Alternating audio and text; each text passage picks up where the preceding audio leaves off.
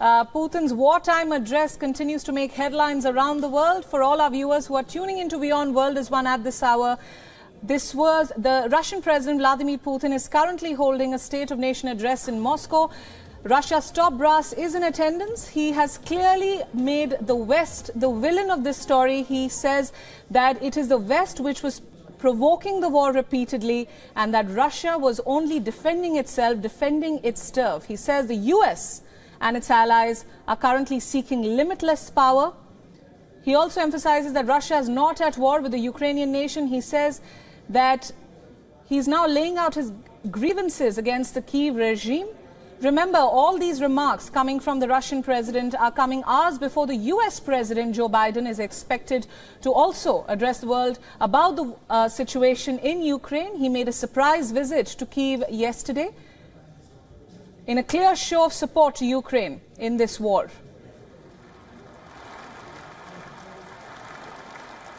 The Russian president also said that Russia has sustained huge losses in the war, but is expected to launch a new offensive in the spring. That's what reports are stating. And of course, all eyes will now be on the speech to be held by the US President Joe Biden later in the day. Remember, US President Joe Biden visited Kyiv yesterday, and afterwards President Zelensky said that he could see the resolve from the United States to end the Russian aggression this year. Putin making some telling statements. He said that Russia's very existence is at stake. He said that this was essentially a local conflict which was made into a global conflict by the West, NATO and its allies. He also says that the longer that weapons continue to flow into Ukraine from different allies, the longer Russia will continue to defend itself. Now that is a telling statement. Putin repeatedly asserted that the blame for the war in Ukraine lies squarely with the West. He says that the aim of the West is a direct aggression eastwards and to eliminate all competition. These are, of course, statements coming from the Russian president. Now, to put them into perspective, we are now being joined by Maximilian Hess, who is a Russia-Ukraine analyst. Maximilian, thank you so much for joining us.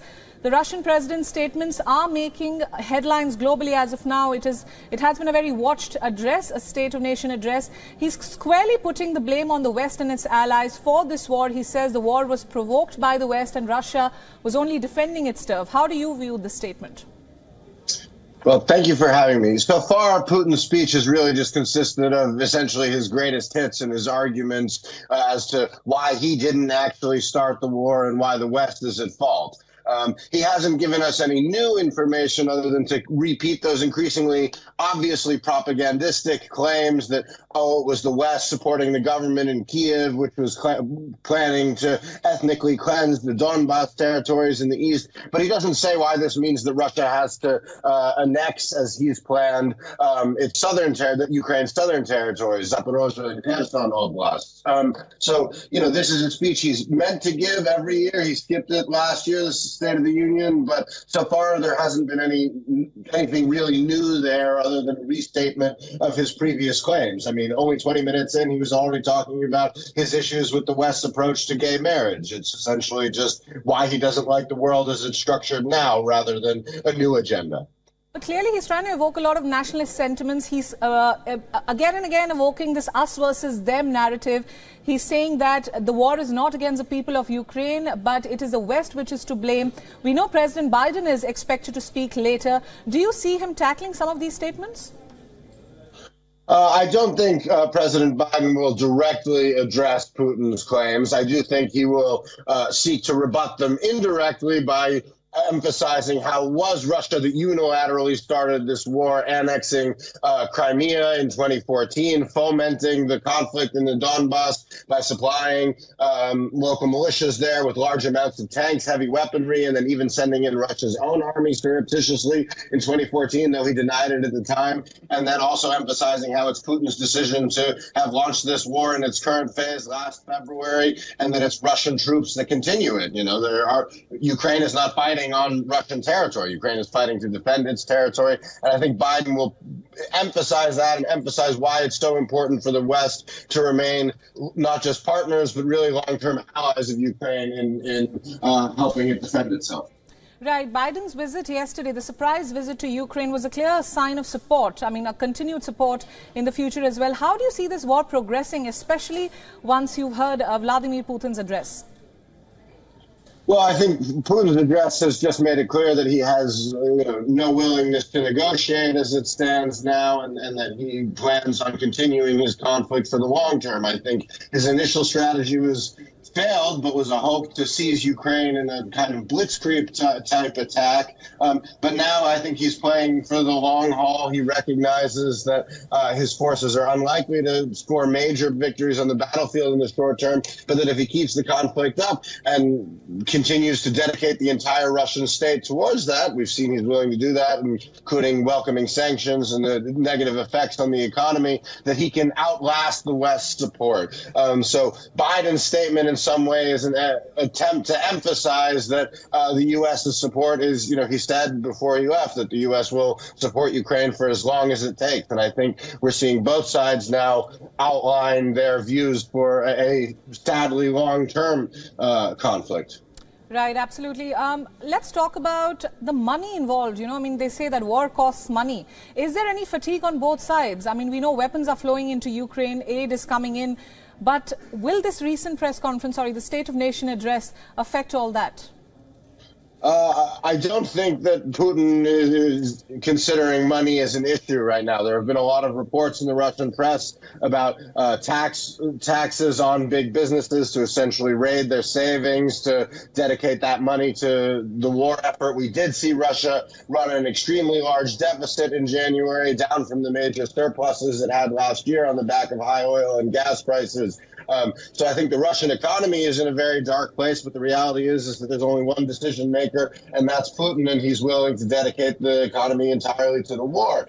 For the West, I think that the overall cost of supporting and assisting Ukraine, if it has the potential to really significantly undermine the Russian army and to weaken Putin, that is a calculation that the Pentagon is very happy to make. Overall support for the war in Ukraine is just a fraction, under 5% of the U.S.'s total annual defense budget. And let's be frank, there's little that decision makers in the Pentagon like more than seeing Russian troops stuck in this heavy quagmire.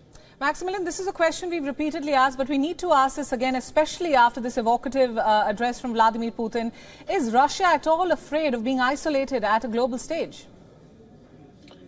Well, I think it's important not to confuse Russia with Vladimir Putin. There are many Russians who are unhappy with that. We've seen an estimated around 1 million flee since his conscription draft announcement last September.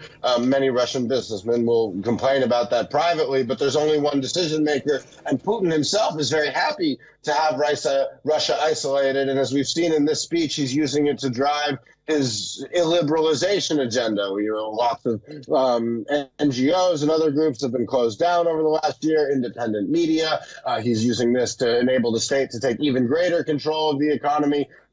So I don't think that we should say that this is a view held by all of Russia or all Russians, but sadly it is a view held by Putin, and he's the one whose decision matters. And for him, he's very happy to have Russia isolated. There are some elements of support for Russia in China and in certain parts of the third world, in Africa, where Russia's military interventions have helped put up a lot of governments that have come to power through coups in recent years. But from international leading voices, Russia's allies are very, very small. We see at the UN the votes in its favor. While some nations abstain, it really only has Syria, North Korea, Nicaragua, sometimes Venezuela, and Belarus voting alongside it. That's not exactly an international alliance of note.